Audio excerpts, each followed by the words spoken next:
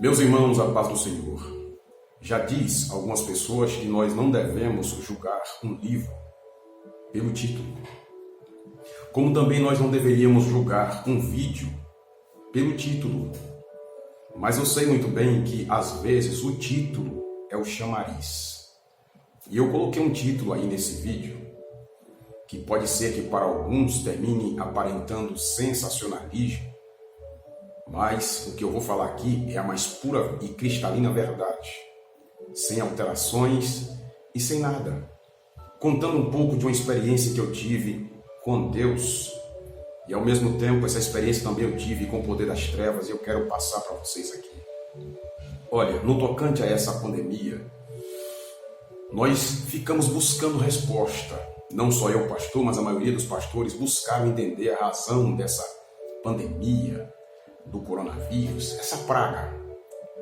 E nós terminamos encontrando algumas respostas à luz da Bíblia. A princípio, terminamos por entender que esta pandemia chegou até nós para cumprir o que Jesus disse em Mateus capítulo 24, que haveria aumento de pestilência, de doenças. E nós estamos agora vivenciando isso. Em segundo lugar, terminamos por concluir de que esta crise chegou até nós, esta doença chegou até nós também por uma demonstração de uma ação divina, Deus derramando o cálice da sua ira nos homens. Baseado em Romanos capítulo de número 1, o apóstolo Paulo fala sobre isso. E vocês viram o que fizeram com o nome de Deus, com o nome de Jesus. Já, na verdade, não é de hoje, mas de um tempo para cá, fizeram barbaridades com o nome do meu Deus, com o nome do meu Jesus. E vocês vivenciaram isso aí nas escolas de sambas e nas muitas apresentações de pessoas que são anarquistas, ateístas e por aí vai, com o nome do meu Senhor. Por conta disso, então agora eles estão vivenciando isso. Pagaram para ver e estão agora vivenciando isso. Outra razão que nós terminamos por entender de que este mal chegou até nós, sem sombra de dúvida, foi também Deus mostrando aos homens de que acima deste céu azul há um Deus que tem o controle de tudo. E de certa forma este mal chegou até os homens para humilhá-los. Os homens, vocês sabem, estão muito arrogantes, se acham tais. Por conta disso, então, Deus manda um vírus invisível que vira o mundo de ponta cabeça e ninguém sabe que caminho tomar. Grandes nações, grandes poderes, homens inteligentíssimos estão batendo cabeça, nações em colapso, em recessão.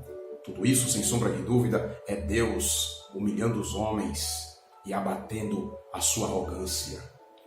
Mas, falando ainda sobre esta praga, buscando entender, nós terminamos então direcionando o nosso olhar para a igreja. Que lição nós precisamos aprender no tocante a esta praga, a este coronavírus? Muito bem, irmãos. Uma das razões pelas quais nós entendemos de que Deus também está permitindo a igreja passar por isso, sem sombra de dúvida, é para testar a nossa fé. E nessa situação tem muita gente aí que estão desequilibradas, cristãos estão desequilibrados, estão sem saber que caminho tomar. Já tem crente que está quase que virando um agnóstico. Estão sem saber se acredita na ação divina ou não. Então, este mal veio também para testar nossa fé. Você se lembra do que está em Lucas capítulo 18? Se não me falha a memória, é o versículo de número 14. Quando o Senhor narra a parábola da viúva e do juiz iníquo, o Senhor termina a parábola dizendo assim: quando o Filho do Homem vier, porventura, achará fé na terra? Nós estamos passando agora por esse momento de teste. É momento de nós provarmos se temos fé em Deus ou não. Todavia, o Senhor me fez entender mais outra coisa que eu quero passar para vocês aqui. O porquê de toda esta pandemia? O porquê de toda esta quarentena? Qual o motivo? Qual a razão deste isolamento social? O porquê Deus está permitindo que nós passemos por esta situação? Uma das respostas que eu tive do Senhor, e é isso que eu quero passar para vocês aqui, é que Deus está nos forjando. Deus está forjando a sua igreja. E quando eu falo em igreja, eu estou falando individualmente. Eu quero deixar bem claro isso aqui. Deus está forjando pessoas na sua igreja para realizar grandes atos ou para fazer coisas intensas. Deus está forjando pessoas nesta situação para terminarem fazendo coisas intensas por intermédio do seu poder e da sua ação divina. Eu falo isso com base no que aconteceu com o profeta Elias. Primeiro livro dos Reis, capítulo 17.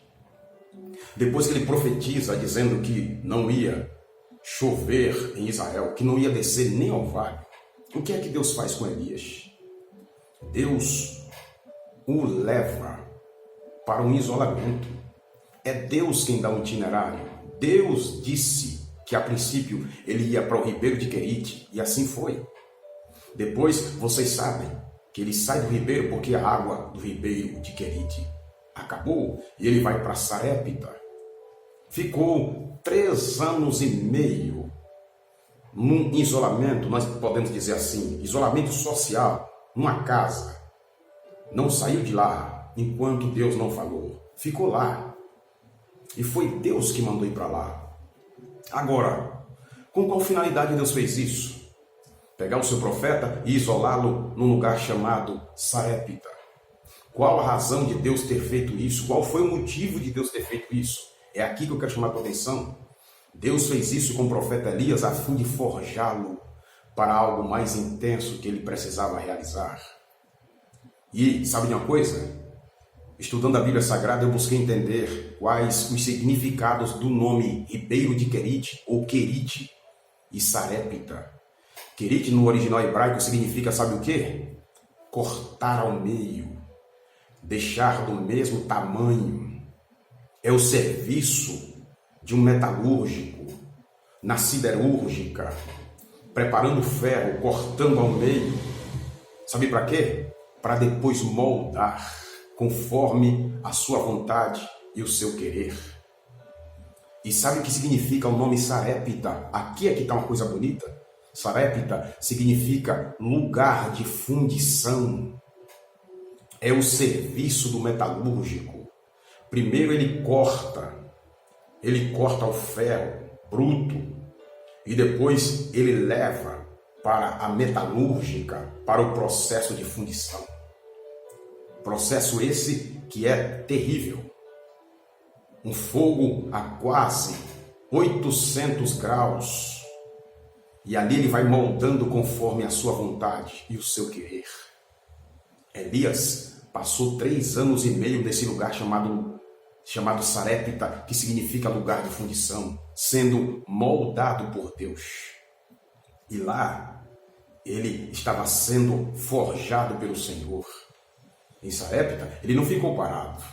Lá em Sarepta, ele profetizou aumento de víveres para a viúva na casa em que ele estava. Lá em Sarepta, houve o primeiro milagre extraordinário por intermédio dele. O filho da viúva morre e ele ora ao Senhor e o menino ressuscita. Mas como eu te disse, Deus o leva para Sarepta para que ele realizasse algo extraordinário. E aí aconteceu depois. Primeiro livro dos Reis, capítulo de número 18. Vocês vão ver. Foi forjado por Deus. E depois desse tempo de 3 anos e meio, Deus o traz de volta para Israel. E chegando em Israel, todo mundo sabe o que aconteceu. No primeiro livro dos Reis, capítulo 18, do versículo 38 a seguir, Elias ora ao Senhor, provando para todo Israel que o nosso Deus era o Deus verdadeiro. Ele ora a Deus e uma das provas de que Deus era verdadeiro era que deveria descer fogo do céu. E ele ora e a Bíblia diz que desceu fogo do céu quando ele nem tinha terminado de orar. Meus amados, é aqui que eu quero chegar. Esta quarentena, sem sombra de dúvida, é Deus nos forjando para algo intenso, algo forte, algo tremendo que eu e você pode passar. Agora, como eu disse, nem todos todos estão entendendo isso. Nem todos estão preparados para isso.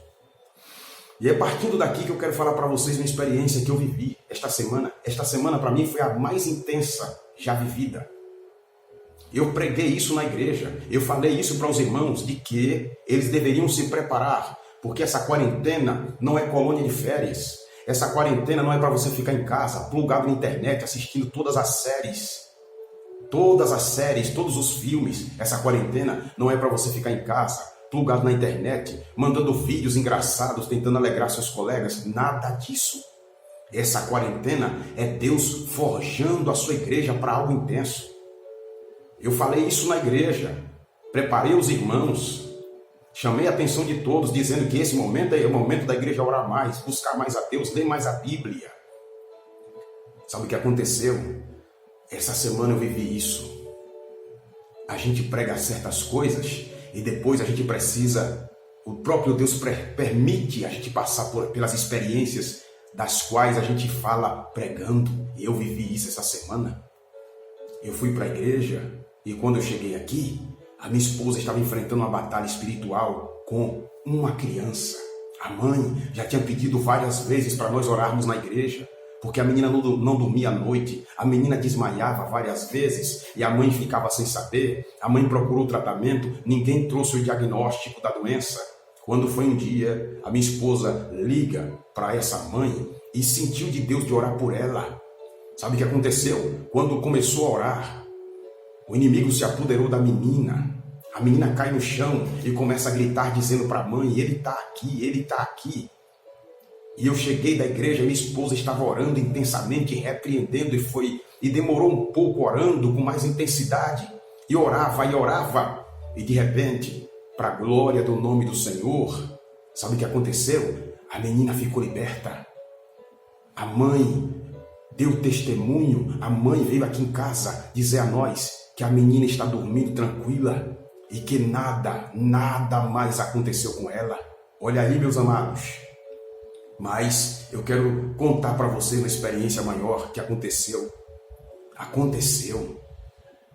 Ontem foi o dia mais intenso, como eu estou dizendo a vocês.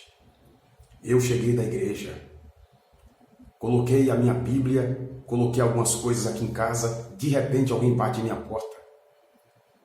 E eu fui atender. Quando eu fui atender, um jovem dizia: pastor, eu quero que o senhor ore pelo meu irmão.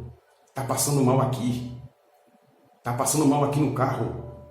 E aí eu fui até o carro orar pelo jovem. De repente, o jovem sai endemoniado. Satanás se apodera do jovem. Ele cai na minha porta. Tentei trazê-lo para a minha casa, para a parte interna da minha casa. Não consegui. No passeio mesmo, os demônios se apoderaram dele. Começou a se contorcer. Começou a gritar. E aí, de repente, Satanás, possuindo aquele jovem, tomou a sua boca e disse: sabe o quê? Não é você que está dizendo, que está falando, que tem que se preparar para esse momento? Então eu quero ver se você está preparado mesmo. Eu quero ver se você vai me expulsar daqui. Eu quero ver se você está pronto para me tirar daqui. Meus amados, e eu comecei a entrar na guerra. Eu entrei na batalha com Satanás na porta, no passeio da minha casa. Eu passei momentos ali de luta travada. Eu e minha esposa intercedendo e eu repreendendo. Depois de orar intensamente repreendendo, ele olhou para mim e Satanás, falando por intermédio da boca daquele jovem, disse: eu vou sair. Sabe por quê? Porque você é conhecido no inferno, as suas lágrimas são conhecidas no inferno e você só está de pé por causa da oração e da intercessão da sua esposa. E nós começamos a orar para a glória de Deus e aquele jovem ficou liberto. Meus amados, isso aí foi até perto de 12 da noite. 12 horas, outra pessoa liga para mim, minha esposa, pedindo para a gente falar alguma coisa de Deus, pedindo para a gente pregar a palavra, pedindo para a gente dizer alguma coisa, 12 horas da noite. E nós assim fizemos, eu e minha esposa. Terminamos falando de Deus para aquela pessoa. Fomos dormir, era perto de quase 1 da manhã. Olha aqui para mim, companheiros, irmãos em Cristo. Deixa eu dizer uma coisa para vocês. Deus está forjando a sua igreja para esse momento. Mas como eu disse, nem todo mundo está entendendo. Nem todo mundo está preparado. Tem gente que está em casa, no isolamento social, mas estão tranquilos, brincando, sorrindo. E muitos, infelizmente, dando lugar ao diabo. Sabe de uma coisa? Deixemos de lado as divergências teológicas, as teses teológicas de quem tem fé ou de quem não tem fé. Deixa eu te dar um conselho também. Deixemos de lado as divergências políticas. Nós não fomos chamados para defender partido A e partido B. Eu sei que de repente pode ser que você tenha uma afeição por algum político, mas isso não compete a nós. A Igreja de Cristo não foi chamada para isso. Deixemos de lado as informações de números de pessoas infectadas. É um conselho que eu dou para os irmãos. Para isso, já tem a imprensa falada e escrita. Para isso, já tem os repórteres de plantão. Sabe o que é que eu acho que a gente tem que fazer agora? Sabe o que é que eu acho que nós temos que fazer agora? Levar a paz. Nós somos os promotores da paz. Tem muita gente, irmãos, agora em crise. Tem muita gente agora pensando em dar cabo da sua própria vida. Nós temos casos aí de suicídios. Já houve aqui na cidade e no país está acontecendo. Nós temos casos de pessoas surtando, perdendo a mente, se desequilibrando. E estão em busca de alguém para trazer-lhes uma palavra. Estão olhando para nós. E nós somos os promotores da paz. Nós temos a palavra de esperança. Então, fica aqui um conselho meu, pelo que Deus me fez entender. Sabe o que é que eu acho que a gente tem que fazer agora? Em vez de estar mandando vídeos engraçados para as pessoas rirem, em vez de a gente estar entrando nessa briga política, pois eu sei que nós estamos mergulhados numa crise dos 3 poderes. É uma crise do poder executivo, legislativo e judiciário. Eu sei que nós estamos mergulhados numa crise econômica, numa crise na área de saúde. Em vez de nós ficarmos divergindo sobre isso, vamos promover a paz. Vamos levar paz às pessoas. Vamos falar alguma coisa de Deus. Transmitam a palavra de esperança. Faça suas lives falando de fé, falando de esperança. Envie um hino para alguém. Fale um versículo da Bíblia. Porque enquanto nós estamos nessa guerra, nessa divergência política, nessa divergência para saber quem tem mais fé ou quem não tem, enquanto nós estamos nessa guerra, atirando para tudo quanto é lado, o inimigo está se aproveitando e está atacando ferozmente. E o Senhor está esperando que nós abramos a nossa mente para entender essas coisas. Portanto, atente bem. O Senhor está permitindo tudo isso para forjar o seu povo. E como eu disse, não são todos. Deus está permitindo tudo isso para forjar pessoas, para realizar coisas grandiosas, não para a glória desta pessoa, não para a nossa glória, mas para a glória do seu nome. Abra sua mente, que Deus nos abençoe. Foi a experiência que eu tive e eu queria passar para vocês do que aconteceu comigo. Orem mais, vamos buscar mais a Deus, vamos meditar mais na palavra, porque o Senhor está esperando de nós alguma coisa.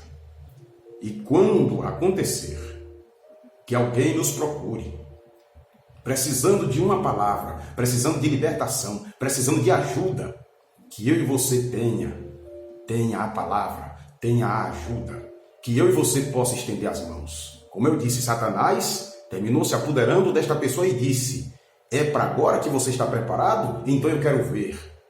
Mas graças a Deus que Deus nos deu vitória. Que Deus esteja contigo. Que Deus abençoe a sua casa e abençoe a sua família. Fiquem com Deus. Um forte abraço.